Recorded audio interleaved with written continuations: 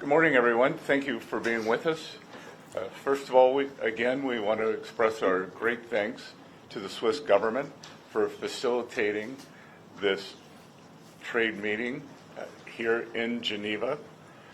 We had very productive talks, and I believe that the venue here on Lake Geneva added great equanimity to what was a very positive process. We have reached an agreement on a 90-day pause and substantially moved down the tariff levels. Both sides on the reciprocal tariffs will move their tariffs down 115%.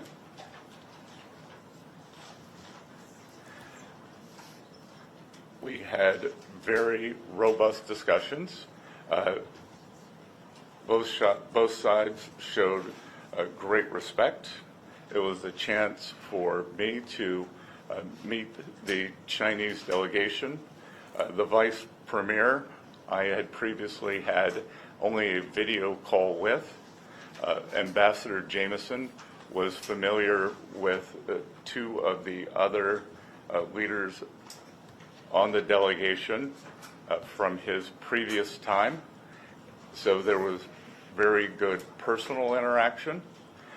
Both countries represented their national interests very well. We concluded that we have shared interest, and we both have an interest in balanced trade. The U.S. will continue moving towards that.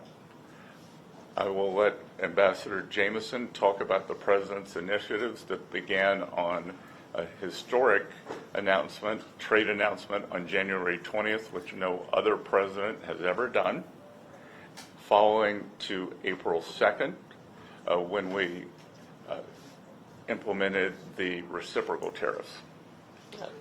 Thank you, Secretary, and I will echo your thanks to the Swiss government and Swiss officials for hosting us this weekend. The atmosphere was very conducive to discussions, and thanks to them, we were able to have very constructive and positive conversations with our Chinese counterparts, who clearly came to deal this week. The rapid nature that we were able to conduct and conclude these discussions is a testament to mutual understanding and mutual respect between the Chinese and U.S. sides. With respect to the U.S.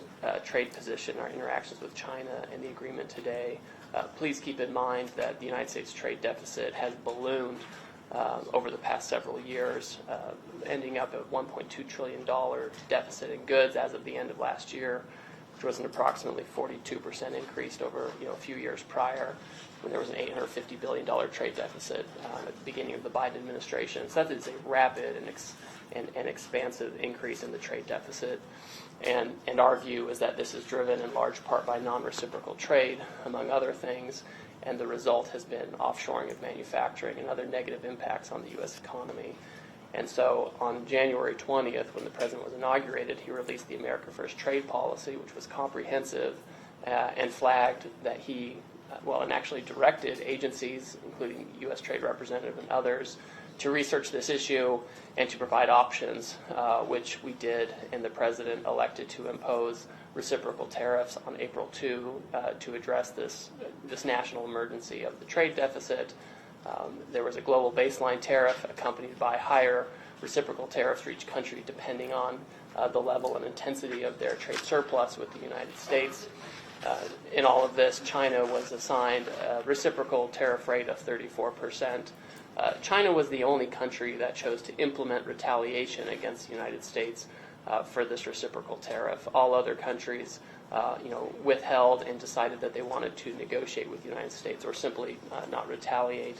And so we've been in detailed discussions with other countries for several weeks at this point.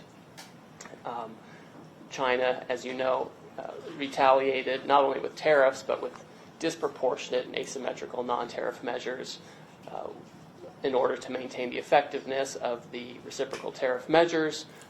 The President increased our tariff rates to offset Chinese retaliation, And as you know, this escalated to a point where both sides had added 125% tariffs, and with the Chinese side, additional non-tariff measures, amounting to an embargo in some senses on trade, an effective embargo, which of course was not a sustainable practice for either side. And so today, with this agreement, we come to agreement that our reciprocal tariff rate will go down to 10% on the United States side, so it goes down 115%. We enter into a 90-day pause period for negotiations, which both the Chinese and the United States are very committed to. And the Chinese on their side also go down 115% to 10%, and they remove the countermeasures that they have in place. To be very clear, other measures that the United States has put in place in the past, whether it's tariff measures from 2018 or since, tariffs under other statutory authorities, tariffs related to fentanyl, those remain unchanged for now to the side. I'll just make one point, is that both the Chinese and the United States agreed to work constructively together on fentanyl, and there's a positive path forward there as well. Okay, great. So let's start with some questions. Well, just if I may make a few final remarks to give you framing and context. I think throughout the trade process, we have had a plan, we have a process in place, and now with the Chinese, after this weekend, we have a mechanism for continued talks. So process, plan, and mechanism. I would say one of the big takeaways from this weekend, the United States will continue a strategic rebalancing in many areas that were exposed as supply chain weaknesses during COVID, whether it's medicines, whether it's semiconductors, steel, we've identified 5 or 6 strategic industries and supply chain vulnerabilities, and we will continue moving toward U.S. independence or reliable supplies from allies on those. But the consensus from both delegations this weekend is neither side wants a decoupling. And what had occurred with these very high tariffs, as Ambassador Greer said, was the equivalent of an embargo, and neither side wants that. We do want trade. We want more balanced trade, and I think that both sides are committed to achieving that. We would like to see China open to more U.S. goods. We expect that as the negotiations proceed, that there will also be a possibility of purchase agreements to pull what is our largest bilateral trade deficit into balance that has gotten out of balance. And much of this has happened through neglect over the past 4 years, as the previous administration did not engage on this issue. That was put forward to us by the Chinese, in fact, and we can see it in what happened to the Phase 1 agreement. We are only looking forward, and we look forward to very good discussions now that we have the mechanism created in Geneva this weekend for talks. Great. And with that, let's kick off questions. I'll start at the front row. Jenny, Leonard, Bloomberg. Thank you so much. Going into these talks, the president posted on Truth Social that he believes an 80% tariff on China seems right. It obviously went down substantially more. How did you end up going to 30%? Was that the president pushing you, or the Chinese not budging before you went down? And then secondly, you have a 90-day pause now, as you have with other countries. What specifically do you want to see in those 90 days? What kind of progress do you want to see in those 90 days and have agreed to by then to not ratchet up the tariffs? Because it is just a pause, right? Yes, so The I'll... tariffs then snap back, basically, if you don't have something agreed upon that is substantive. So the Chinese April 2nd number was 34, continues to be 34%. I'll let Ambassador Greer answer the first question. And just like with all our other trading partners, as long as there is good faith effort, engagement, and constructive dialogue, then we will keep moving forward. I would just say, Jenny, with respect to, the president's message and ultimate rates, I mean, everything is a negotiation, right? And the president, he gives the Secretary of the Treasury and I and other members of the cabinet direction and advice on how to proceed. And we ended up at a result that is very good for the United States, very good for China as well. We retain our 10% global baseline tariff, which we have on other countries. We have, in addition to that, previous measures that we've retained, which have been, frankly, effective in reducing the U.S. bilateral trade deficit with China over the past few years. So that leaves us in a very good position all in with respect to measures on Chinese imports, but more importantly, leaves us in a constructive path forward to have a positive conversation with the Chinese on how to rebalance and have more constructive trade. Great. In the back, Associated Press. Associated Press, hi. I'm Jamie from Associated Press. We just heard our colleague talk about 30% tariffs. I'm just trying to understand these numbers here because they're all over the place. We were at 145 before, apparently, and 125, I believe, from the Chinese side. So can you say clearly now that, I think the question was, right now for the 90-day period, the U.S. tariffs on Chinese goods will be down to 30%. Is that correct for the 30? So again, this agreement is really about the reciprocal tariff, which was imposed by the United States on April 2nd, and the escalatory steps which followed. Those on each side, the Chinese side and the U.S. side, ended up at 125% on each other. The Chinese had additional non-tariff countermeasures. That has all come down by 115% to 10% each. The United States earlier this year imposed 20% related to fentanyl. That still exists. So if you're looking at Trump Term 2, tariffs on China, right now effective, it's 30%. There are prior measures which change by product, by sector, by level, et cetera. You can't really give a specific number on that right now. What matters for the agreement today is that we each agreed to come down on the reciprocal tariff and related retaliation to 10%. So a reduction of 115% down to 10%. Fentanyl is on its own track, but on a very positive track where we're having very constructive conversations with our Chinese counterparts. And I would add a couple of things. This does not include any sector-specific tariffs that have been put across all of our trading partners. And as the ambassador said, I think he would agree with me that the upside surprise for me from this weekend was the level of Chinese engagement on the fentanyl crisis in the United States. They brought the Deputy Minister for Public Safety, who is not traditionally part of the trade team or the negotiating team, and he had a very robust and highly detailed discussion with someone from the U.S. National Security Team. Great. Next, John Huddy with Newsmax. Mr. Secretary, will there be any immediate impact that U.S. consumers will see from this?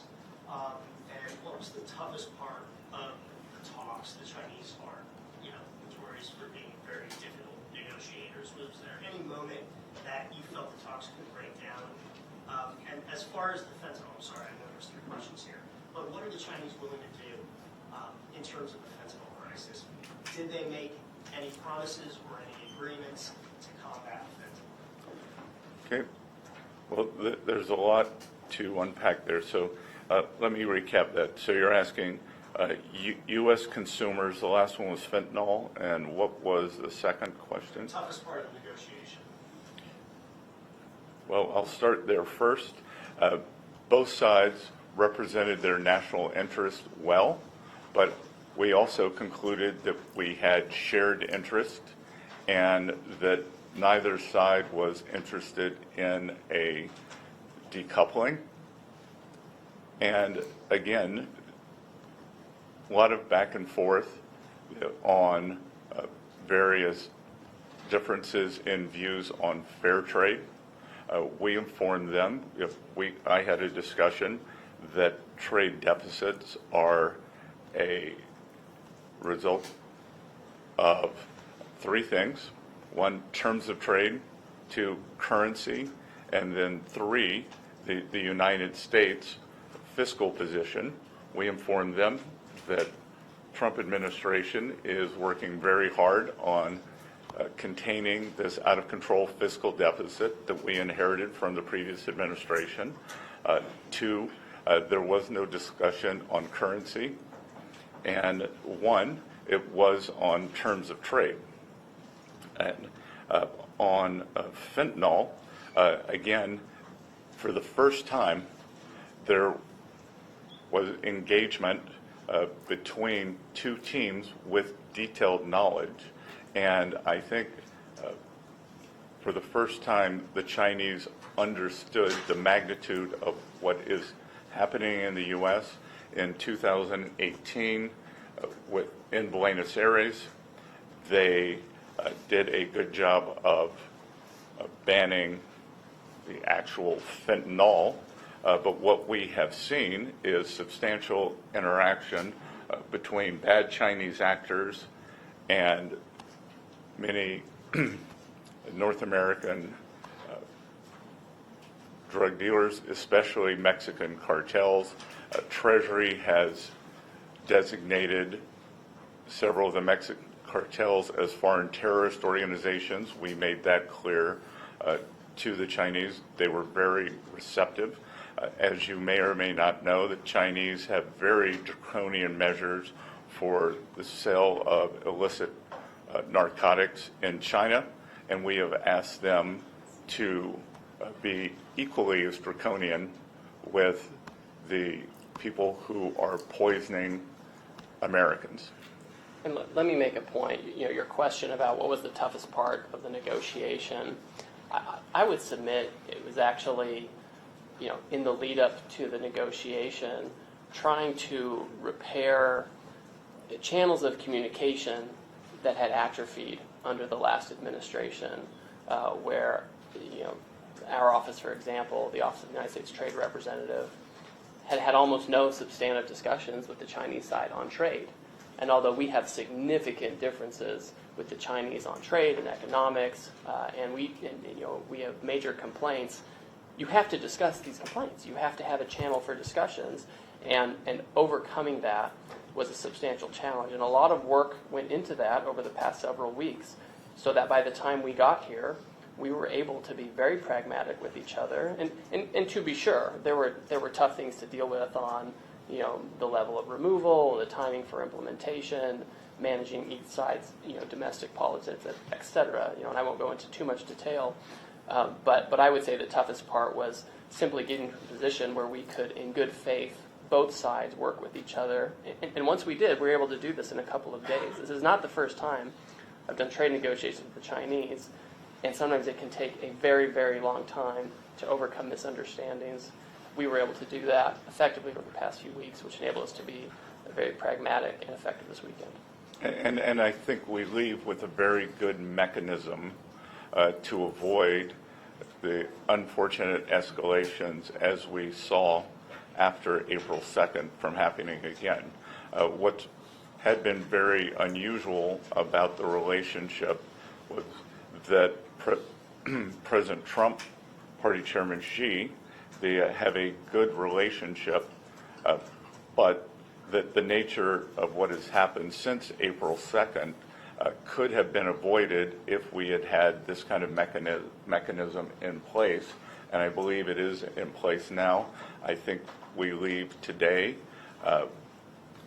with a process that will move forward, and again, great mutual respect for our Chinese counterparts. I believe they showed us the same. And the impact on U.S. consumers? Do U.S. consumers see any resulting result out of this? I mean, Mr. You're the Treasury Secretary, so you're better suited.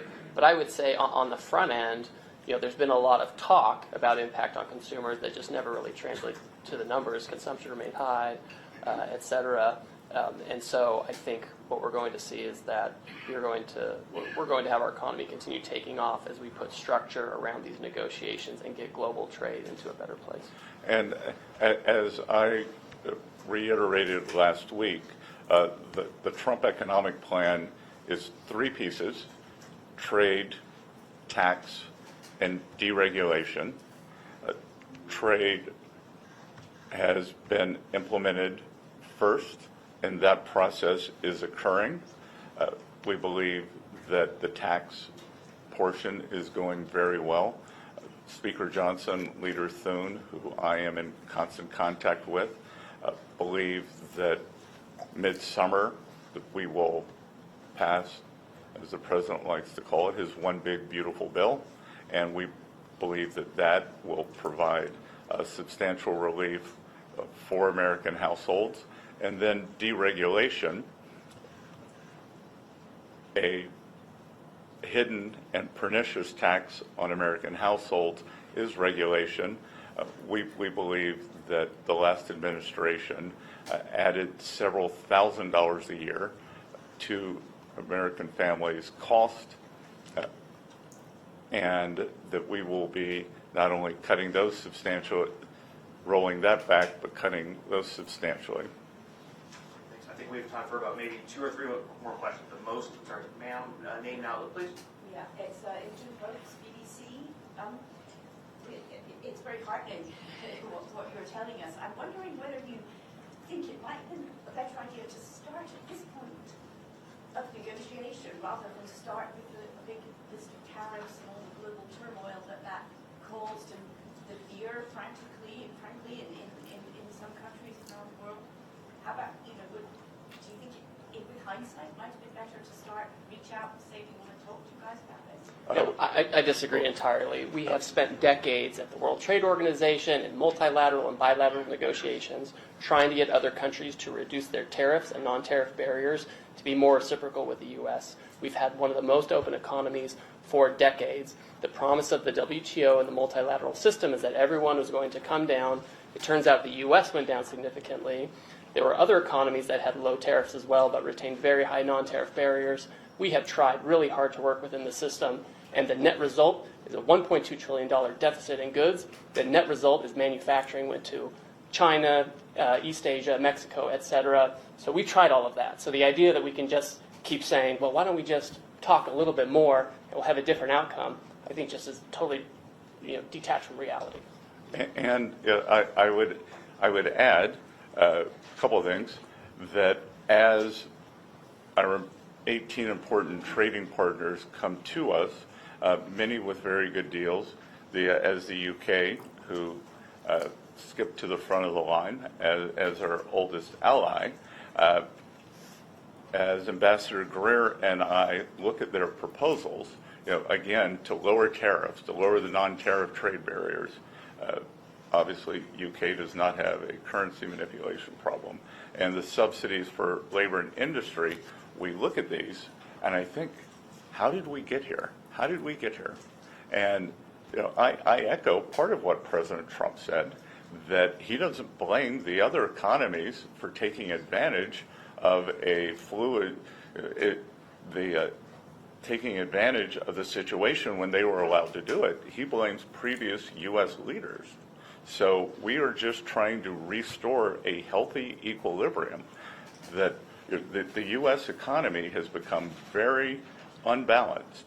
On one side, we have a forward-leaning, the deepest and widest financial markets in the world. We have financial innovation. We have the tech sector that is the envy in the world. On the other side, we are a natural resources economy led by energy. So it is a barbell. But in between, precision manufacturing, especially precision manufacturing, has been wiped out. and it is our intent to bring that back. So we want to rebalance, and I think that there is a big opportunity. If I think about this weekend, the Chinese, they have gone the other way. They are unbalanced in terms of overproduction in the manufacturing sector. They have stated, but have not yet rebalanced toward a more consumption-oriented economy. And there is a chance, if we can open up trade to China, have more fair trade toward the U.S., that we could rebalance together. So I reject the notion that business as usual would have worked. Great, and I think this will be our last question as we're just about out of time. Swiss outlet, Urs Geringer with Walsh. Yes, I have a question in regard of the setting of these very successful talks as we hear. Switzerland has been in the center for international conferences for many decades. In recent times, we've been under tremendous pressure. The ambassador of Joe Biden to Switzerland called Switzerland the hole in the donut.